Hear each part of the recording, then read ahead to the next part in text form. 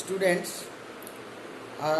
कल हमने बात की थी पूर्ण प्रतियोगिता बाजार के अंदर कीमत का निर्धारण हमने कल आपको बताया था कि भाई कीमत है मांग और पूर्ति की समानता। जिस कीमत के ऊपर है वो संतुलित कीमत है, यानी कि जिस कीमत के ऊपर मांग और पूर्ति बराबर हों उद्योग में, और वो फर्म के द्वारा स्वीकार की जाती है। जैसे हमने दिखाया था डायग्राम से कि डिमांड करो सप्लाई करो,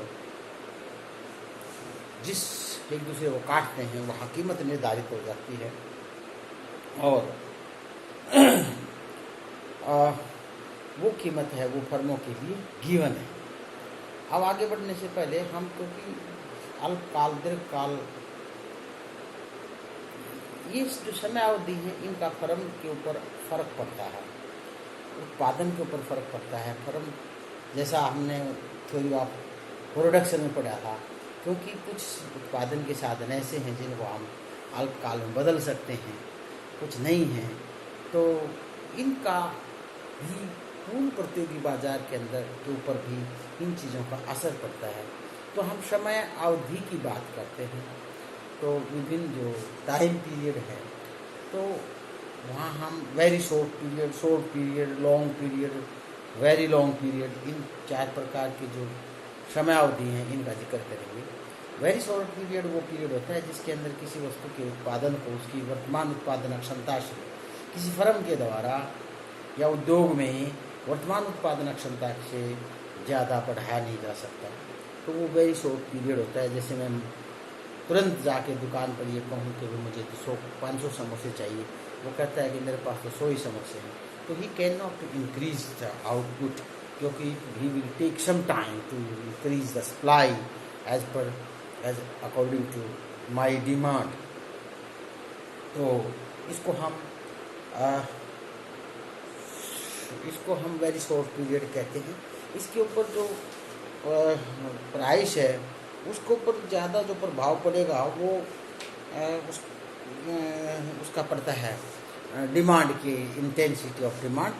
तो जैसे जितना ज़्यादा प्राइस डिमांड है, मान लीजिए सप्लाई हो कांस्टेंट है, ये MS सप्लाई है, DS और ये सप्लाई है। डिमांड अगर अल्पकाल में इतनी है तो प्राइस ये होगा, और डिमांड D1 से D2 हो जाती है तो प्राइस है ऊंचा हो जाएगा, OP से OP1 हो जाएगा। तो इस प्रकार इसको हम वेरी शॉर्ट पीरियड कहते हैं। और फिर उसके बाद क्या है कि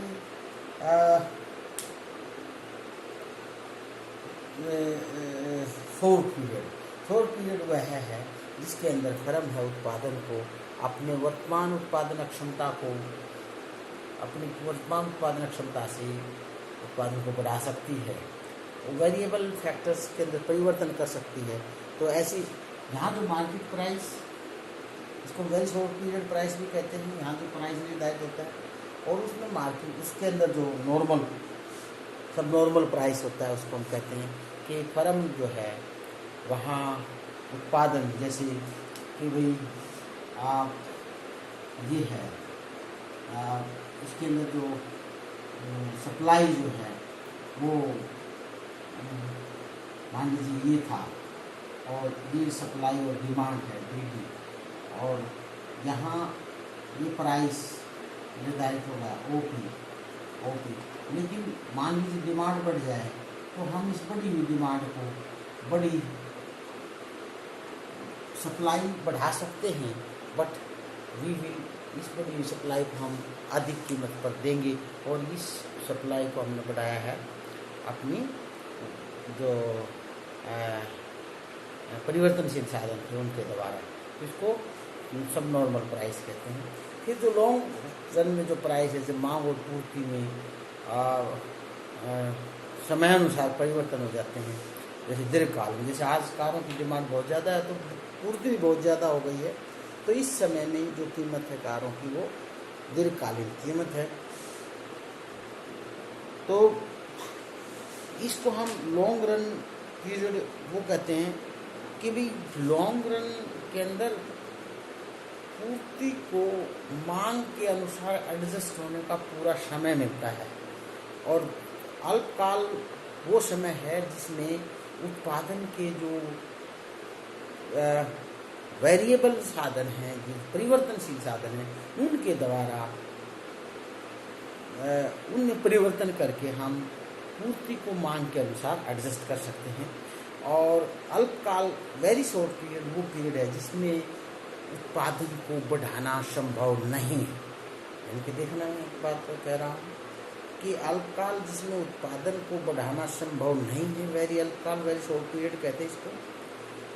फिर है उत्पादन को वर्तमान उत्पादन के परिवर्तनशील साधनों के द्वारा परिवर्तन करके बढ़ाया जा सकता है, यानी कि उसके अंदर आप प्लांट साइज को नहीं बढ़ा सकते और वो इतना ज़्यादा देर तक पॉसिबल नहीं है, तो उसको अल्पकाल कहते हैं। और उत्पादन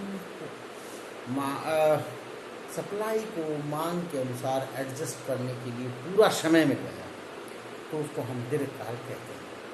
दीर्घकाल के अंदर उत्पादन के सभी साधनों में परिवर्तन करके हम उत्पादन की मात्रा को बढ़ा सकते हैं, डिमांड के अनुसार पूर्ति की मात्रा को बढ़ा सकते हैं, पूर्ति को। तो इस प्रकार से हम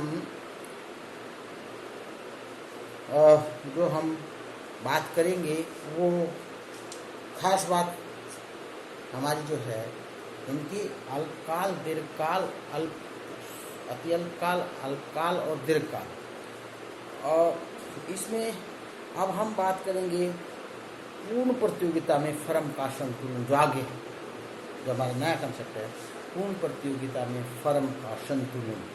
और ये भी हम अल्पकाल और दीर्घकाल दो अवधि में करेंगे। तो फर्म का संतुलन का मतलब क्या है कि फर्म कीमत कैसे निर्धारित होती है। तो फर्म का संतुलन के साथ साथ हम उद्योग का संतुलन की बात करेंगे कि फर्म का संतुलन का मतलब क्या है कि फर्म का AR और MR कितना है, और उस AR और MR के ऊपर उस मार्जिनल, उस फर्म की जो मार्जिनल कॉस्ट है, वो मार्जिनल रेवेन्यू, MR और मार्जिनल कॉस्ट और मार्जिनल रेवेन्यू की क्या पोजीशन है, दैट इज। लेकिन मार्जिनल रेवेन्यू डिपेंड करता है कीमत के ऊपर, कीमत डिपेंड करती है उद्योग के ऊपर, और उद्योग कीमत को निर्धारित करता है, वो उसका मार्जिनल रेवेन्यू को दिखाएगा। जैसे सवाल आपके सामने है कि फर्म का संतुलन की व्याख्या करो। फर्म का संतुलन, तो फर्म का संतुलन क्या कहेंगे आप, क्योंकि उद्योग पूर्ण प्रतियोगी बाजार के अंदर जो कीमत का निर्धारण है वो उद्योग द्वारा होता है, और उद्योग में वस्तु की मांग और पूर्ति जिस कीमत के ऊपर बराबर होंगी वो संतुलित कीमत होगी, और वो संतुलित वो कीमत है वो फर्मों के द्वारा स्वीकार की जाती है। जैसे मान लीजिए ये डिमांड कर्व है उद्योग में, ये सप्लाई कर्व है उद्योग का, और ये कीमत निर्धारित हो गई उद्योग में, और ये ओ तो आउटपुट है उद्योग का, और तो ये कीमत है, ये फर्मों के लिए गिवन है, ये फर्म है, और एक्स एक्सिस के ऊपर ये दिस इज AR, प्राइस भी है, इसको MR भी कहते हैं, MR और price, because price is out of control of the firm, इनकी firm has no control over the price. इसलिए जो उद्योग में जो डिमांड और सप्लाई है उसने OP प्राइस निर्धारित किया, और वो प्राइस फर्म ने लिया। ये फर्म है और ये इंडस्ट्री है। इंडस्ट्री का मतलब ये फर्म है, इंडस्ट्री का मतलब सभी फर्में जो देश के अंदर जो मार्केट, जो हमने थोड़े कल मार्केट का डेफिनेशन बताया था कि मार्केट के अंदर एक वस्तु को पैदा करने वाली, एक वस्तु के क्रेता और विक्रेताओं का किसी बड़े क्षेत्र के अंदर उनका एक दूसरे के संपर्क में होना मार्केट है। और मार्केट इंडस्ट्री क्या है, एक समरूप वस्तुएं पैदा करने वाली एक क्षेत्र विशेष की सभी फर्मों को मिला के हम इंडस्ट्री कहते हैं। जैसे भारत की सभी फर्में शुगर मिल है, वो शुगर इंडस्ट्री को रिप्रेजेंट करते हैं का। तो चीनी की कीमत देश के अंदर कुल चीनी की कीमत और कुल मांग और कुल पूर्ति द्वारा निर्धारित होती है। तो चीनी किस भाव बिकेगी, जो फर्में हैं वो शुगर मिल की चीनी डिपेंड करेगी कि देश के अंदर मांग और पूर्ति क्या है। तो ये आप देखेंगे तो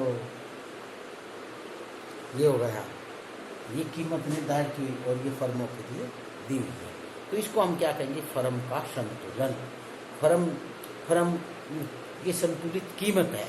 अभी तक हमें क्या प्राप्त हुआ, फर्म के लिए संतुलित कीमत, यानी कि फर्म के लिए जो कीमत है वो दी हुई है और वो फर्म को उद्योग द्वारा दी गई है। उद्योग के अंदर मांग और पूर्ति के द्वारा कीमत निर्धारित हुई है और आउटपुट निर्धारित हुआ है। तो फर्म, अब हम बात करेंगे फर्म का अल्पकालीन, फर्म का संतुलन।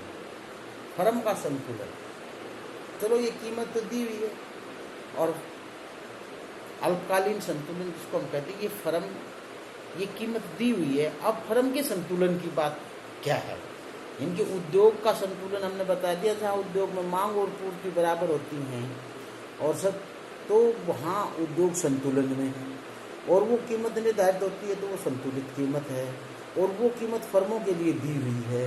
जैसे ये मैंने बताया कि भाई ये ओपी प्राइस है, ये फर्मों के लिए दिया हुआ है। फर्में इस प्राइस से ना ऊपर ज़्यादा ले सकती ना इससे कम ले सकती।